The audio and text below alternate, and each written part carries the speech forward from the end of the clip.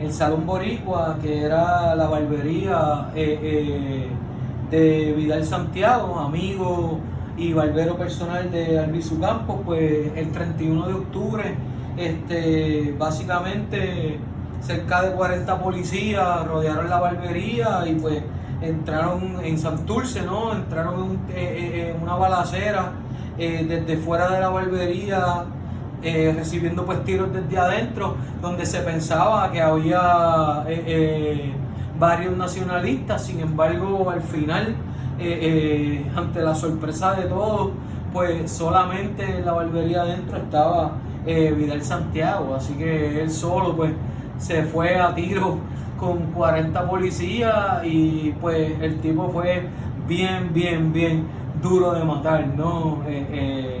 Se decía que la barbería era un centro, ¿no? de reunión de conspiración de los nacionalistas, al igual que se entendía que también se guardaban armas que dentro de pues la barbería. Lo interesante de este asunto es que fue transmitido por las emisoras de radio en vivo de ese momento. De hecho, en YouTube estaban algunos de los audios de estas transmisiones, en donde en vivo pues se hablaba, ¿verdad?, de lo que estaba pasando, se estaba transmitiendo lo que estaba pasando, y el tiroteo y los audios de la policía, los tiros, los reporteros. Pues fue un momento bien interesante, como toda la revolución nacionalista de los años 50. También un dato curioso es que cuando explotó la revolución en el interior, allá en Jayuya y Utuado, pues también fuimos bombardeados, ¿no? Pues por el ejército estadounidense, ¿verdad? Pues para contrarrestar dicha revolución de los 50, pues hubo ataques aéreos en esa zona del interior de la isla. En Washington DC también, dos nacionalistas, Griselio Torresola y Oscar Collazo, trataron de abrirse paso a disparos en la Casa Blair, donde se hallaba el presidente Truman. La operación más exitosa de los nacionalistas fue en Jayuya, donde quemaron el cuartel de la policía y las oficinas del Correo Federal y resistieron en los campos circundantes hasta el 2 de noviembre. Para esa fecha los enfrentamientos habían cesado, salvo el de Naranjito. En el curso de estas acciones murieron 25 personas, irónicamente más que en la guerra hispanoamericana en Puerto Rico. Según estudios, muchos de ellos pues eran trabajadores, ¿no? Así que el vínculo del Partido Nacionalista pues con la clase trabajadora puertorriqueña.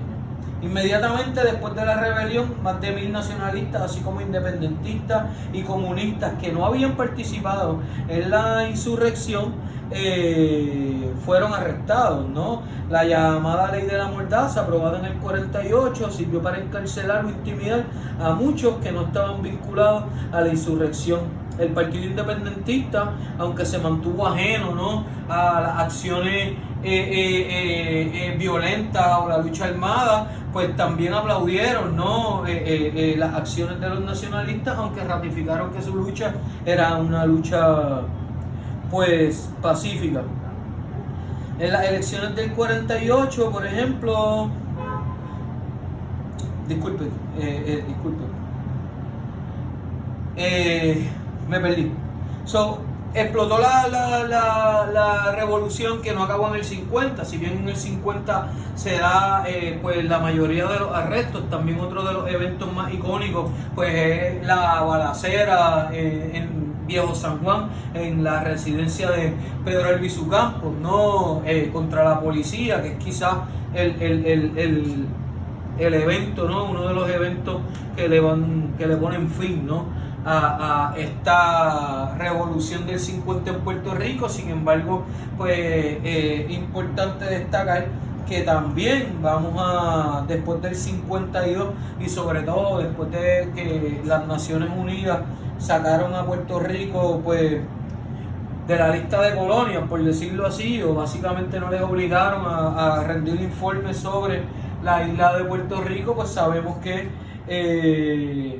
se suscitaron, ¿no?, los ataques icónicos al Congreso, ¿no?, pues en reclamo a que se siguiera discutiendo el caso de Puerto Rico, la colonización de Puerto Rico por parte de los Estados Unidos ante las Naciones Unidas. Denme un momento para buscar otra parte de... Está lo de Alviso.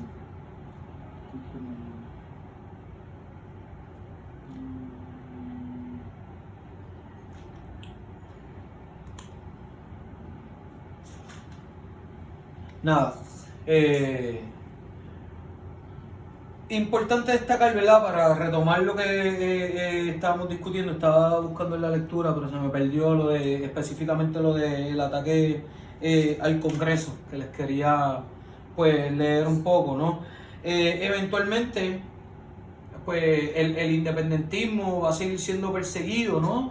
El nuevo gobierno, las autoridades tanto locales como federales van a iniciar todo un proyecto de persecución contra el independentismo. Se inician las llamadas carpetas tanto a nivel federal, que se habían iniciado antes, ¿no? Y luego las que se dan por parte de la policía de Puerto Rico, de alguna manera impulsadas por el proyecto del estado de persecución, ¿no? Se inició también lo que se conoció como el COINTELPRO o el Counterintelligence Program, que básicamente fue un programa de contraespionaje, de persecución, o sea, un programa diseñado tanto a nivel local como a nivel federal, pues para de alguna manera acabar con el independentismo puertorriqueño y con otros movimientos que se oponían, ¿no?